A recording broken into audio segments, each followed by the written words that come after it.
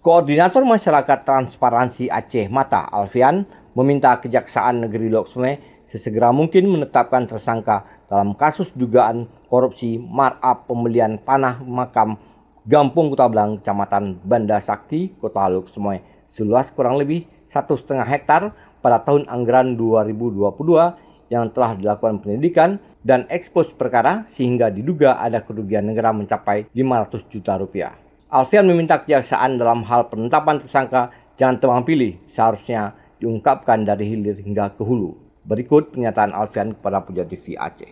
Ya, yang pertama dalam proses lidik oleh Kejaksaan Negeri Kota Lok Sume, saat ini kasus ini kan sudah masuk pada tahap penyidikan, artinya sudah ada calon tersangka.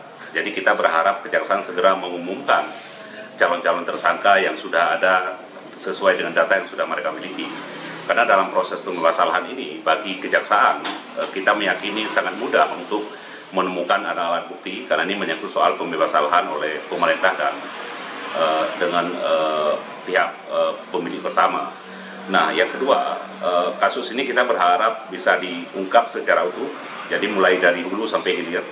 Jadi tidak ada orang-orang yang misalnya dengan pengalaman yang sudah, terutama di Kejaksaan Negeri Lok Sume, ketika ada yang menerima hasil tindak pidana korupsi, itu juga diwajibkan untuk penetapan tersangka.